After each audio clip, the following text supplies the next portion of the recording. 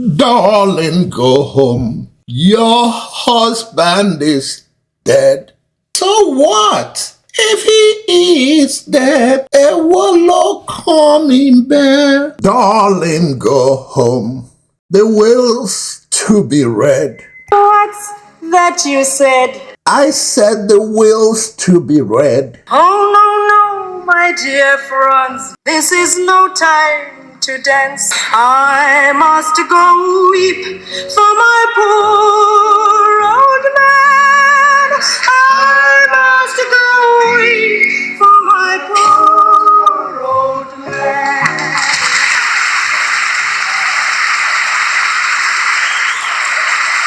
Hello, everybody. Once again, this is Fred Wankwa coming to you from our studios in Chicago with another edition of Bold Talk on Island TV. And as usual, I'd like to say good morning, good afternoon, and good evening to you, depending on where you are around the world. Bold Talk indeed. The River State crisis. This crisis, if not managed well, and I'm praying that it doesn't get managed well, this crisis is going to explode Nigeria.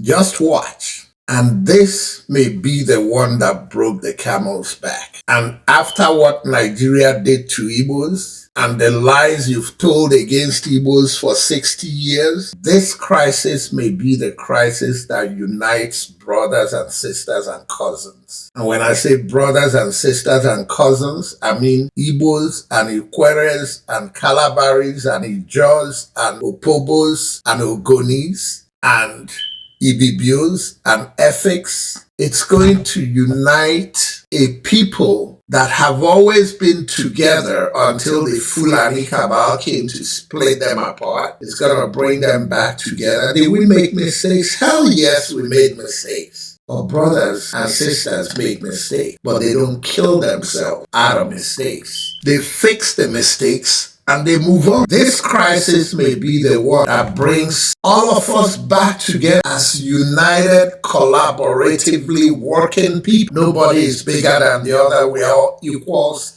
in a partnership of building a region. This may be that crisis that puts us in a position to reunite and build that corridor, that Eastern Nigeria, South Nigeria corridor that can now stand independently, not to be a country, but independently to do business among ourselves and even the Cameroon neighbors. And if Nigeria wants to be fucked up, let them stay fucked up. Because we're going to open up the Port Harcourt harbors and the Calabar harbors and all that. And Lagos can eat their water. We still want to be friends with Yorubas. We still want to be friends with everybody in Nigeria. But friendship has to be on equal playing grounds. And I'm rooting for Wike to continue to be stupid and explode that region, because he's gonna go down. When that region explodes, he's gonna go down, and the free people of Ijaw and Opobo and Ikwere and Calabari and Ogoni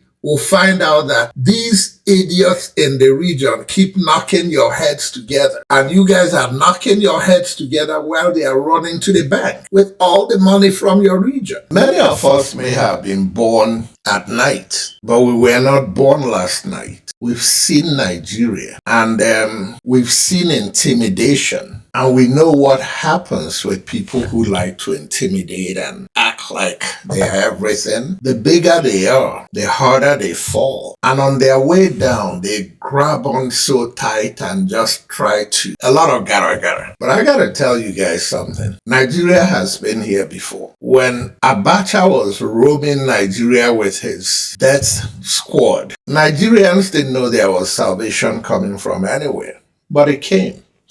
The drug dealer in Asher Rock right now is roaming. And I laugh when I see him, listen to him, or listen to his closest associates. Bajabiamela, Akpabio, Onyesom Wike, all those ignorant idiots he surrounds himself with. Obviously, ignorant crooks and people who should be in jail, whether it's in Nigeria or where they ran back to Nigeria from, like Atlanta. But they are in Nigeria calling the shots. But some good things are happening in Nigeria. doesn't look good on the surface, but good things are happening in Nigeria. And these ignorant leaders are going to come crashing. All these events going on lately are not disjointed. They are indirectly, without knowing it, connected. I don't give a damn what you think about Babangida. Like him, hate him, don't give a damn. But I'll tell you this. That book he wrote is very telling. There are lies in it to make him look good, but there are a lot of truth in it. Babangida is a very deliberate person. He doesn't do anything by accident. There is nothing Babangida does that is not well thought out, both in the book, if you read the book, or in his body language when he was speaking.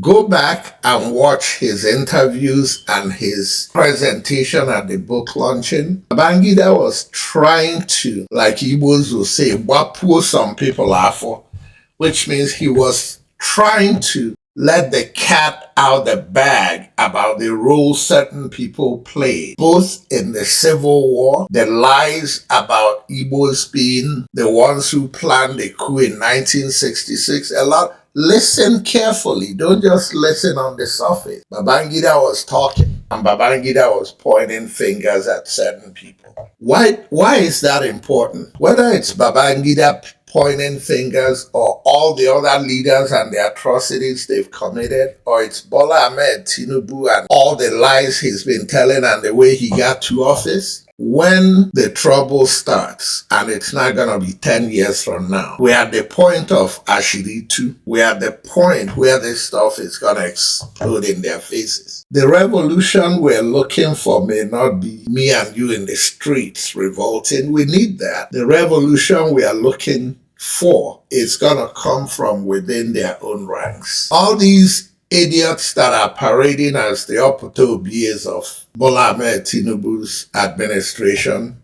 Onyesa Wike, Akpabio, Omahi, Ganduje, Shetima, all of them are walking around like kings of the jungle. They are going to come crashing because they are going to start clashing heads. You already heard about the vice president is now going to move into the house that they spend hundreds of billions of dollars renovating for him because he's scared that they are bogging the house. Don't take that away from Tinubu. He's a dirty rat. If the vice president's people think that house is being bogged, it is being bogged. Believe me. That's Tinubu's modus operandi. There is a person, and this message I'm giving now is for Wike, anybody who can reach it. There is a man in Lagos called Joe Ibokwe.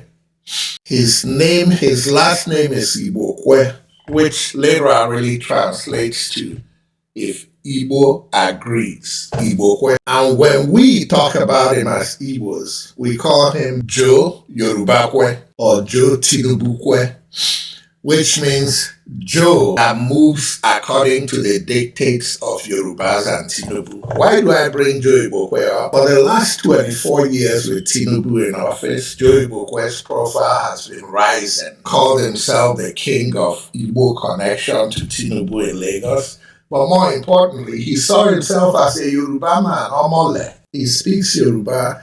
I take pride in my Yoruba. Joe Ibokwe shames me when it comes to Yoruba. He could speak Yoruba very well, like a real Yoruba man. But since Tinubu became president in 2023, the question that many have for Joe Ibokwe is how life. Tinubu has used him, dumped him, and he has no access. Why am I saying that? Onyesa Wike's time is coming. And you guys know how volatile that moron is. Your capital territory minister. The reason Tinubu has not Joe Ibokwe Wike so far is I know Tinubu is scared because there are a lot of secrets. That man from River State, there are a lot of secrets he has on Tinubu and how they rigged this last election. But does it really matter? He's a liability to the president. In the president's desperation, ultimately he's gonna dump him. Just like he has dumped the Fulanis. He used them, dumped them, The vice president has become worse than Yemi Osinbajo under Buhari. There's no need for Shetima. Anything he's doing is just an errand boy. Weakest day is coming, and when it comes, then that's when you're going to see the explosion from inside, exploding, and the whole thing they've been doing will be imploding. And then leaving the Babangida part and the Wike part and continuing on all the unrelated reasons why I say Nigeria is changing, Senator Akpoti's suspension was as mistimed as you can have something mistimed. But it shouldn't surprise you when you're dealing with dummies who think they're smart. They don't add 1 plus 1. They don't think ahead. They acted in a hurry like they always do because they think it's a country of impunity. We run the land. We could do. Senator Akpoti, they need to go look at her history of how she got to the Senate, starting from Kogi State. This lady has been fighting. Is she an angel? No. Am I saying Akpabio is guilty? I'm not psychic. They need to go to court. Am I saying Senator Akpoti is an angel? Hell no, I'm not saying that. But I'm dealing with the facts on the table. Based on the facts on the table in this case, by not giving her a chance to go to committee and state her case and bring Akpabio to defend himself, not giving her a chance to go to court, I smell a rat. But I'm not going to declare anybody guilty until the thing is done. But this Akpoti thing, Akpoti will have the last laugh. And when she laughs, Nigerians will laugh along with her. And I can't wait to laugh at all the male chauvinists. Not the politicians at home. We already know who they are. But all the male chauvinists who were going into my comment section and private inboxing me and condemning Akpoti and lying. She has 6 children by 6 different men. She did this crap. She doesn't have 6 children by 6 different men. It's the male chauvinism in these people that make them feel that a woman doesn't have the right to challenge men, and when she does, she's a shewo. Who gives a damn? If a woman wants to be a shewo, let her be a shewo. But I can tell you one thing. A woman who at 18 or 19 had a child out of wedlock and goes on to achieve the thing she's done, maybe we need more ashewos among the kids so that we'll have more achievers that can kick all these men's asses. Because the problem we have in Nigeria is not women and it's not ashewos. It's rogue men and embezzlers and cheaters and killers and murderers that call themselves leaders. We don't have women paying unknown gunmen to go kill people in their states. It's dirty rogue politicians that are doing that. But every time a woman challenges a man, she's a shewo. Nonsense. Now, let's briefly talk about the 1966 coup. The bigots hate to have it brought up, but we must keep bringing it up. I didn't start saying it today. For 2 years, I've been saying that Igbos have never been in a better position in Nigeria than they are today. They've never been in a better position to leave that God-forsaken country, and they've never been in a better position if Nigerians are ready to negotiate in fairness and equitably. Igbos have never been in a better position to go to the table to negotiate the terms of being Nigerian if we're going to live together. The River State crisis. You guys are talking about Akoti. You're talking about who did the 1966 coup. You're talking about Babangida's book. You ain't seen nothing. This River State crisis, if we don't manage it well, is going to explode Nigeria. And let me be the first to say, all these things going on are leading one place. This River State crisis is leading to a point where Igbos, in fairness, are going to reunite with their neighbors, but not only reunite, but have a real discussion and terms of agreement of coming back to be brothers and cousins and sisters. When Igbos reunite with the South, not to fight Nigeria, but to build Eastern region, South region, and be able to independently do things. This River State crisis is putting a smile in my face, because if Ijos and Ikweres and Opobos and Ogonis and Calabaris will come together and keep their eyes on the prize and not the distractions. The prize is to make sure that one thug that used to be their governor and moved on to Abuja. The prize is to make sure that one thug does not become the dictator in their state. And where did you think he learned the dictatorship from? He saw what Tinubu has done in Lagos for 24 years, and he wants to duplicate that in Rivers State. And I'll be very disappointed and ashamed of people of Ijo and Ikwere and Ogoni and Opobo and Calabari if they sit back and let a thug forget that nonsense he says he went to law school over the last 30 years in Nigeria. I don't give a damn what school you go to in Nigeria. 80% of those guys parading as whatever they said they study did nothing but pay for degrees and continue to pay. Does Wike talk like a lawyer? Does he talk like an educated person? Or does he talk like a high school dropout? I didn't say anything. You decide what you think. Then the Nnamdi Kanu case.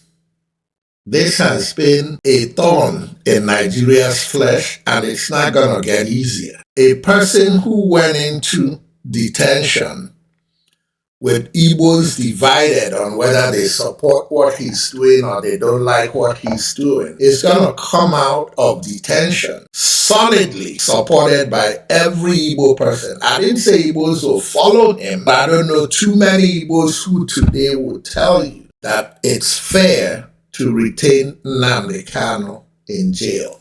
Then the Sunday Jackson situation in, I think it's Kogi State or Kwara State, guy who was in his farm and a Fulani herdsman came in there with his cows, destroying this guy's farm. The guy complained. The Fulani herdsman stabbed him. He grabbed a knife and stabbed the guy in the neck. The guy died. And the Supreme Court have just declared the person, the farmer who was defending himself, guilty of killing a man who came to destroy his farm and attacked him first with a knife. That's become an international case, just like Akoti's case has become an international case. All those things are eggs in Nigeria's face. And there's no way the world is looking at Nigeria favorably. And there's no way Nigerians in Nigeria are looking at Nigeria favorably. We've all agreed that Nigerians are wimps. Nigerians are not going to protest. Nigerians are not going to rebel. That may be all true for the most part. But it comes a time when people have had enough. Nigerians are starting to see that they are real enemies. If it's Igbos, your enemies are not Yorubas. If it's Yorubas, your enemies are not Igbos. Your enemies are not Fulanis or Edos or anything. Your enemies are within and amongst your own tribesmen. Our enemies in Nigeria are the cabal that are working in cohort with Bola Ahmed Tinubu and Buhari and whoever these people have been. The reason we don't make progress on anything we're trying to do in our various regions is because the cabals that control the region, because the federal government gives them the police and army and what it takes to control, are the reason why we're not making progress.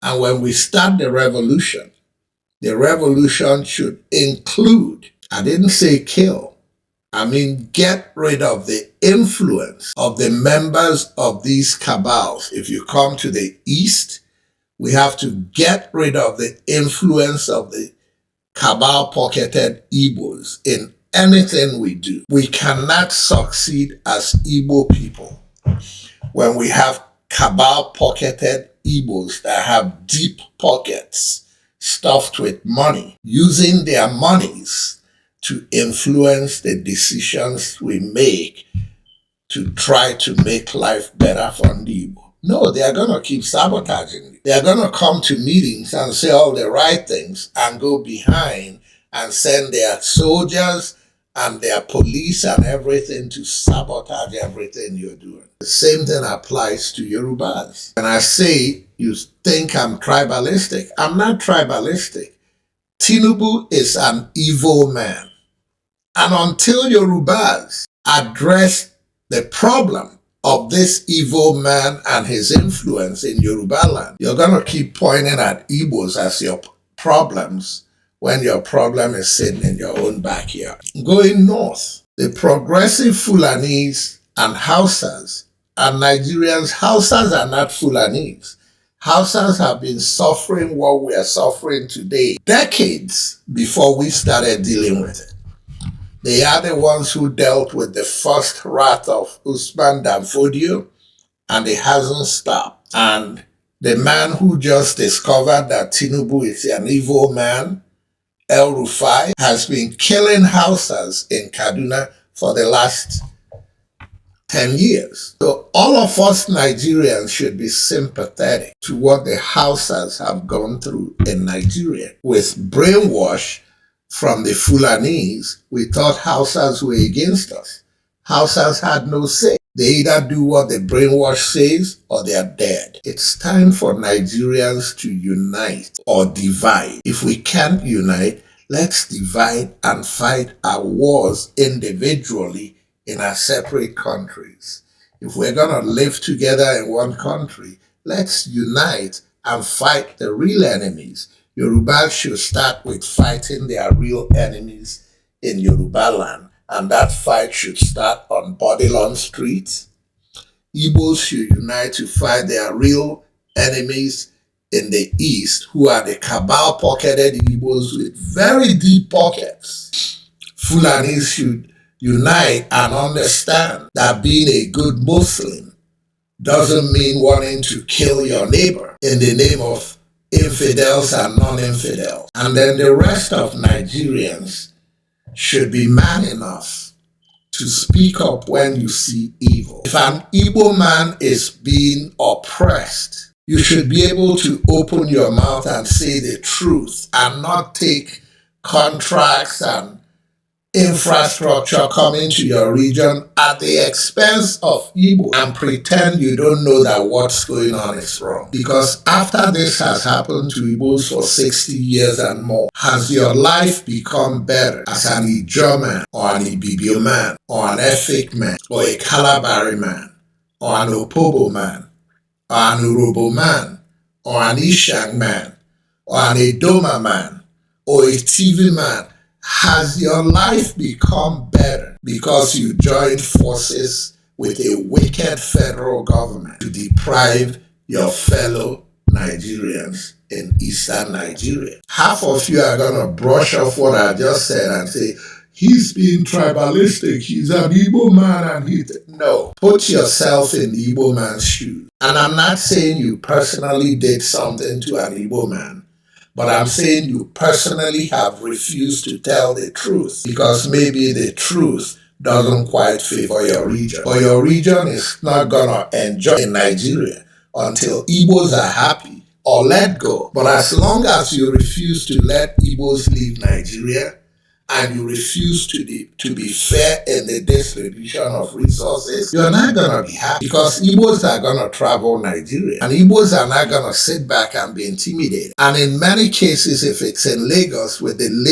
lazy touts and thugs in the streets, you're going to be jealous that Igbos are booming in the things they do when your lazy ass is doing nothing and waiting for Tinubu to hand you crumbs. I'm not talking about Yoruba people. I'm talking about lazy Yoruba people in Lagos who would rather sit around and wait for Tinubu's handouts and be his thugs attacking people. The reality is that There are enough votes in Lagos by Yoruba progressives if they work with non-Yorubas in Lagos who know that the problem is Lagos. The problem in Lagos is Tinubu. But when you pretend what Tinubu is doing is not bad, you're not depriving an Igbo man. You're short-term hurting him. Long-term, he's moving on. You're the one living the hellhole that Tinubu has created in Lagos. Is your water running? Is your electricity working? Are your children getting educated? Lagos has one of the best scores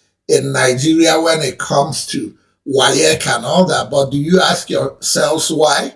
Those scores are not by Yorubas. Those scores are a combination of scores by good, intelligent Yorubas and a lot of intelligent non-Yorubas that live in Lagos. You take away the non-Yoruba population, your schools stink in Lagos.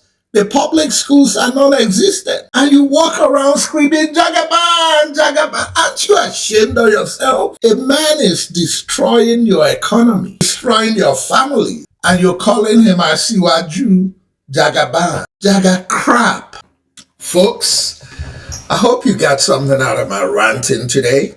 This week, I heard your president chime into the crisis going on in River State and told lies, and not a single journalist in that room could challenge him and clarify those lies. When he concluded that the governor of River State, Sim Fubara, needs to follow the law, that the courts have ruled, and he has to follow the decision of the law because Nigeria's law overrides everything.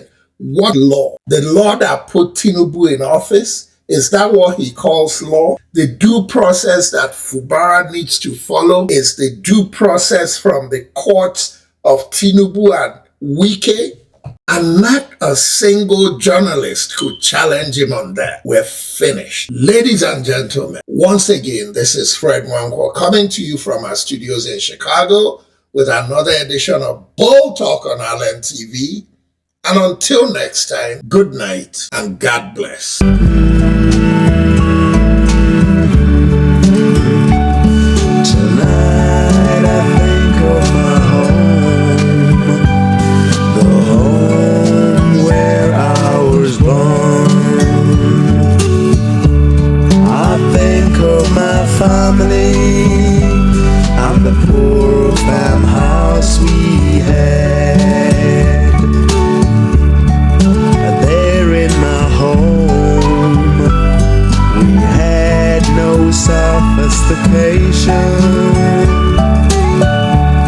We had no timepiece, the cockcrow and the sun, all we had.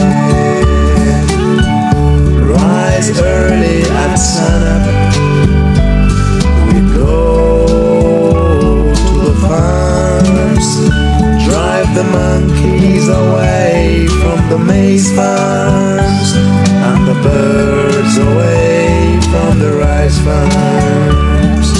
Come back home at sundown, sometimes a little later.